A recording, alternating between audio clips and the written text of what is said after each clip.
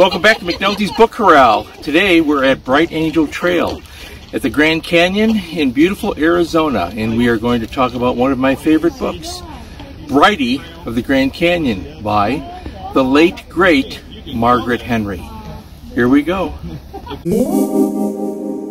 Hi everybody, welcome back to McNulty's Book Corral. I hope you enjoyed that little view of the Grand Canyon that I had there, a place I've obviously been to several times before. It is a beautiful location.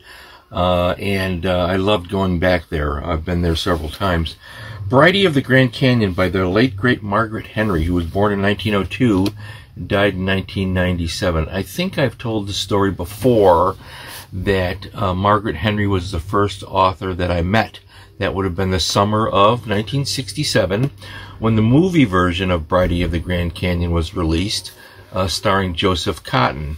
I think Dick Foran was in it too. I haven't seen the movie in years. The premiere went around the Midwest. Margaret Henry was at the theater selling books, and that's how I met her. I did not have enough money on me that day to buy a book from her, but I did speak with her as a child, and she was wonderful. Because I didn't have enough money with me to buy a book, I've always felt that she would have given me a book if there hadn't been these adults watching her, because I remember, you know, kids are intuitive, and I remember the look on her face that I was short money for a book. I wasn't with my parents. I had been sent with some other kids to go to the movie, and I just didn't have the money to buy it, and I could tell that she wanted to give me one. But either way, I met Margaret Henry.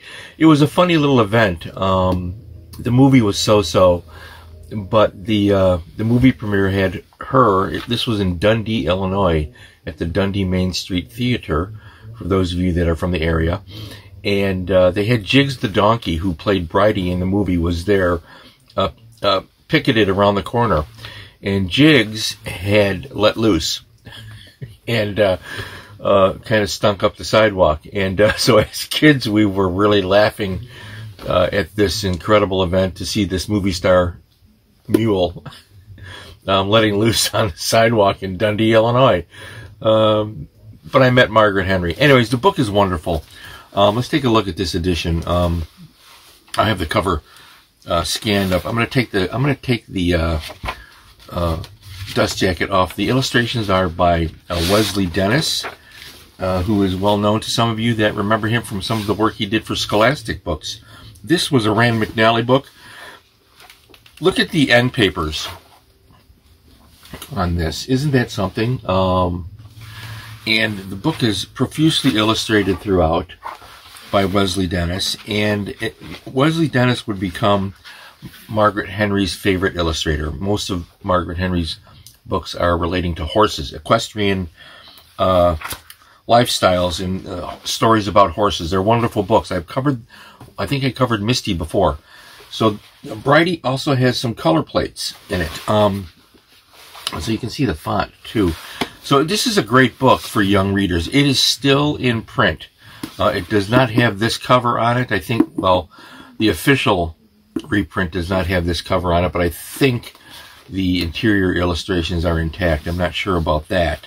And a lot of Margaret Henry's books are still in print, so be sure to check them out. Brighty has always been a favorite, and just a colorful tale. Now, this is the story of the mule and the mule's interaction with various humans, the old prospector who has a secret, and so forth.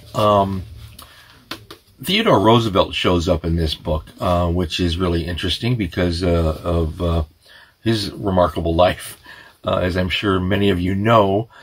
So be sure to check that out. I always feel sometimes it's dicey to put historical figures into fiction. It depends on how it's done. I think Margaret Henry walked that fine line and handled Theodore Roosevelt's appearance in here properly, and it adds quality to the story. It's kind of a riveting tale, and here's another great illustration by Wesley Dennis. It's just a fine book. So if you don't have this in your home library for young readers, please get it and add this to your home library. It's just a great book. the late, great Margaret Henry, 1902-1997. I met her that one time in the summer of 1967. Boy, that was just a few years ago. And anyways, I still treasure Margaret Henry's books about horses, and of course, Brighty of the Grand Canyon. I certainly hope you're well, and we will see you soon again, right here along the Bright Angel Trail.